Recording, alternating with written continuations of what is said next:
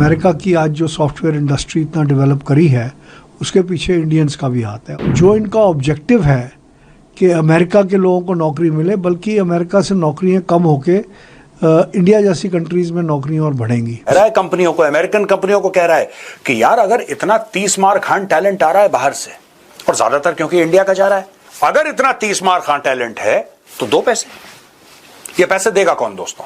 यानी कि जो अमेरिकन कंपनीज इनविटेशन भेजती हैं, जो H1B वीजा वाले आते हैं अमेरिका में, जो बुलाते हैं उनको वो कंपनियां देंगी। Why are they doing this? मतलब अगले दिन तो हैप्पी बर्थडे किया, फोन किया, कहा नरेंद्रा इज माय फ्रेंड, और आज जो है वो आप $1,00,000 कर दिया। कहा ये जा रहा है कि ये इंडिया स्पेसिफिक है और इंडिया को हिट किया जा रहा है। What do you make of this sir?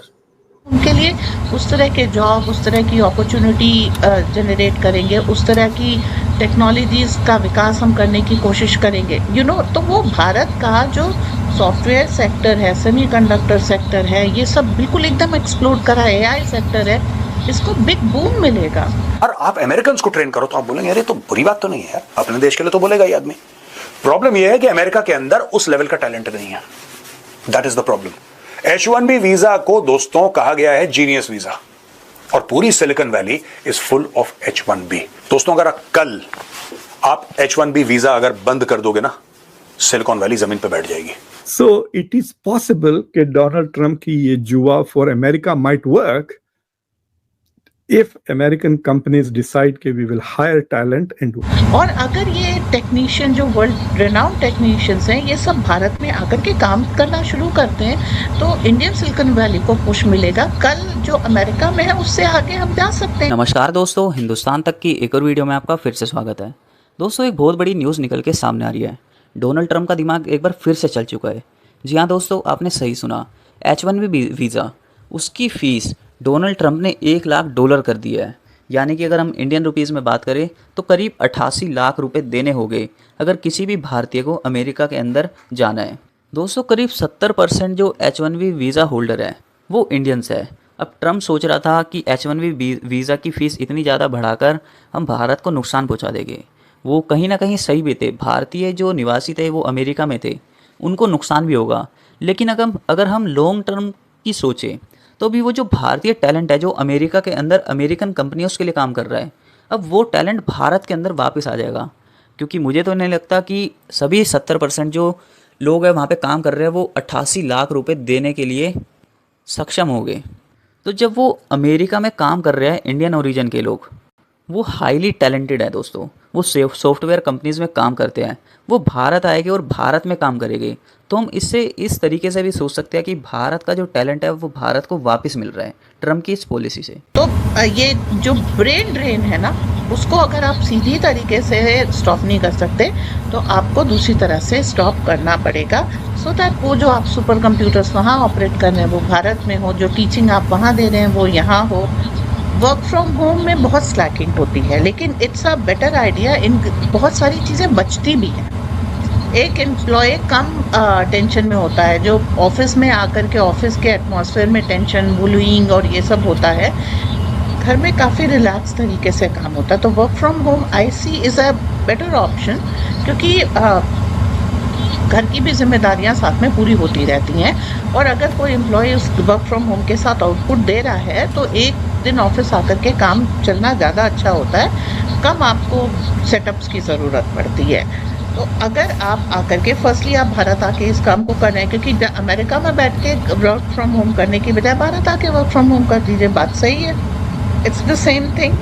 तो वापस आएंगे फिर यहाँ पर आप हमको ये पता लगे कि हमारे पास ये ब्रेन क्रेनियल कैपेसिटीज़ हैं, ये ब्रेन ट्रेनिंग्स हैं, उसके बाद हम उनके लिए उस तरह के जॉब, उस तरह की अपॉर्चुनिटी जनरेट करेंगे, उस तरह की टेक्नोलॉजीज़ का विकास हम करने की कोशिश करेंगे।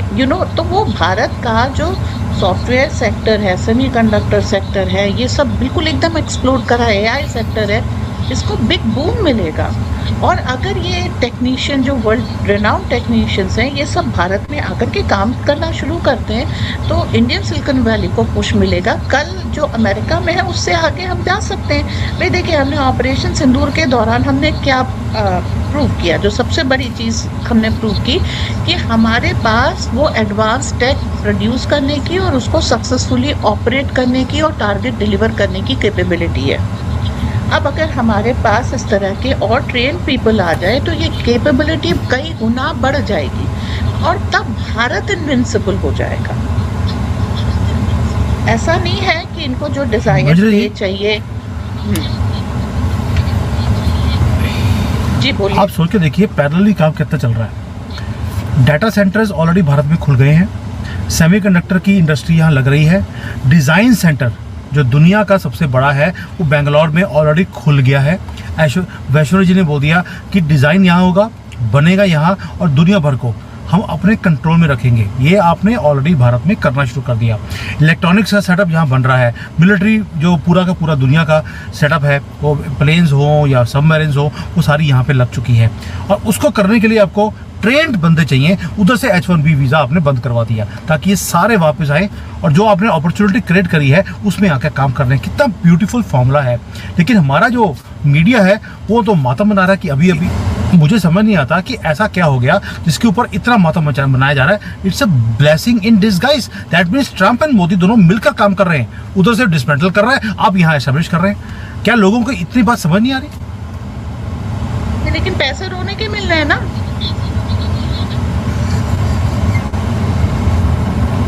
ये रुताली क्या अभी बोलते हैं इसलिए गलत नहीं है क्योंकि अमेरिका का पॉलिटिशियन या फिर अमेरिका का राष्ट्रपति अगर ये कह रहा है कि यार आप अमेरिकन को ट्रेन करो तो आप बोलेंगे यार ये तो बुरी बात तो नहीं है यार, अपने देश के लिए तो बोलेगा ये आदमी। प्रॉब्लम ये है कि अमेरिका के अंदर उस लेवल का टैलेंट नहीं है। That is the problem. H1B visa को दोस्तों कहा गया है जीनियस वीजा और पूरी silicon valley is full of H1B। दोस्तों अगर कल आप H1B वीजा अगर बंद कर दोगे ना, सिलिकॉन वैली जमीन पे बैठ जाएगी।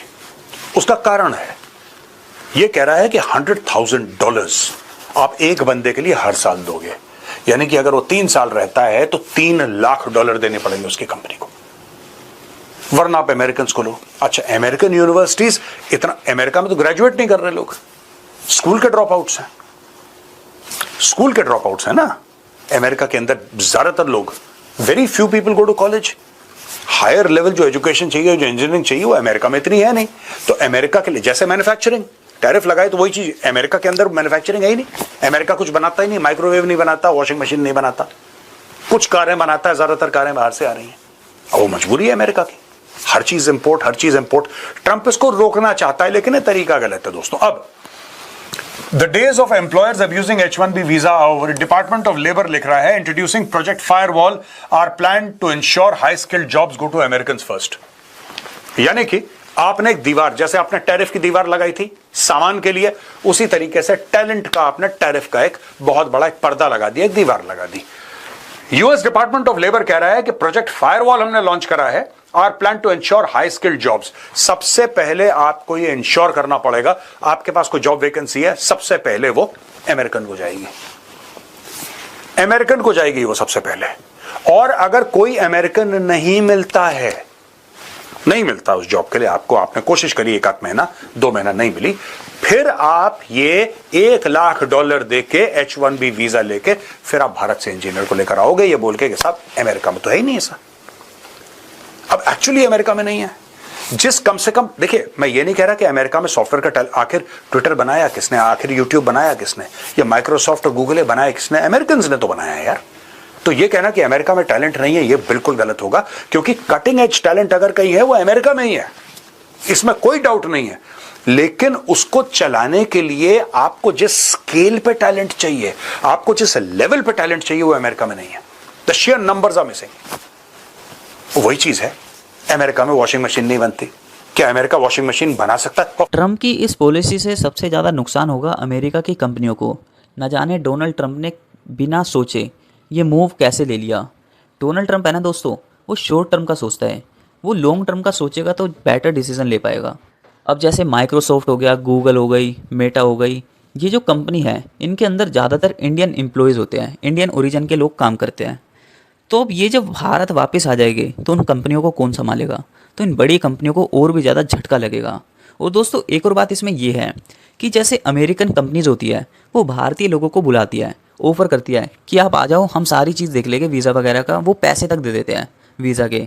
अब अमेरिकन कंपनी क्या राज़ी होगी $1 लाख खर्च करने के लिए, वो भी एक एम्प्लॉय के ऊपर, वो भी 1 साल के लिए? मुझे तो नहीं लगता दोस्तों। और अमेरिका का ये मोटिव है कि अमेरिका के जो वर्कर्स हैं उनको जॉब दी जाए।